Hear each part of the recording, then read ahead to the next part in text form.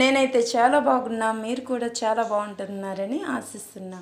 ముందుగా నేను ఫస్ట్ కడాయిని ఒకటి తీసుకున్నా, అందులో కొంచెం ఆయిల్ వేసుకుని తర్వాత పోపు దినుసులు వేసుకుంటాను.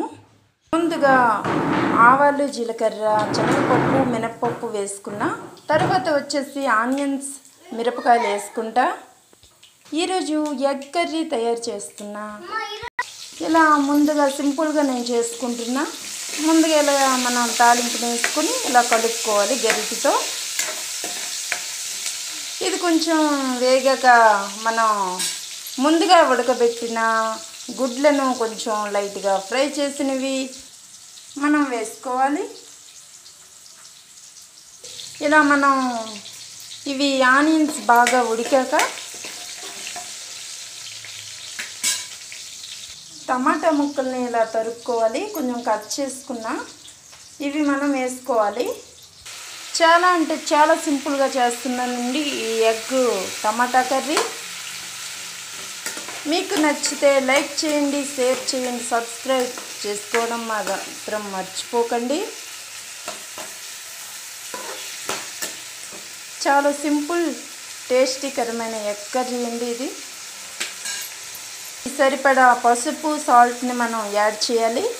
యాడ్ చేసాక మనం కొంచెం బాగా ఉడకనివ్వాలి. టమాటాని బాగా ఉడికాక మనం ఎగ్స్ని యాడ్ చేద్దాం. కొంచెం ఉడికింది. ఉడికాక కొంచెం ఇది కొంచెం అలా కలుపుకోవాలి. కలుపుకున్నాక మనం దీనిలో ఎగ్స్ని యాడ్ చేద్దాం. కొంచెం బాయిల్ అయ్యాక కొంచెం ఉడికింది కదా, దీనిలో మనం ఎగ్స్ని యాడ్ చేద్దాం. ముందుగా నేను లైట్గా ఫ్రై చేసుకున్న ఎగ్స్ని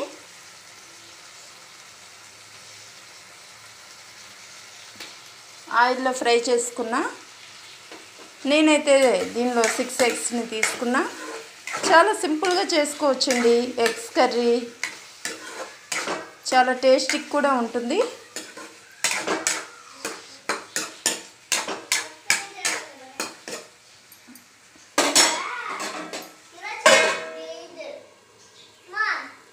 కొంచెం కుక్ అయ్యాక నేను దీనిలో కొంచెం మిరపగుండ, కొంచెం మసాలా గుండని యాడ్ చేస్తాను. కొంచెం కొత్తిమీరని కూడా యాడ్ చేసుకున్నా. తర్వాత లాస్ట్లో వచ్చేసి ఇది బాగా కుక్ అయ్యాక మొత్తం మిక్స్ చేసి 5 మినిట్స్ బాగా ఉడకనివ్వాలి. ఉడకనిచ్చాక ఎంతో టేస్టీకరమైన tomato next egg curry ready. ఎంతో టేస్టీకరమైన ఎగ్ కర్రీ రెడీ.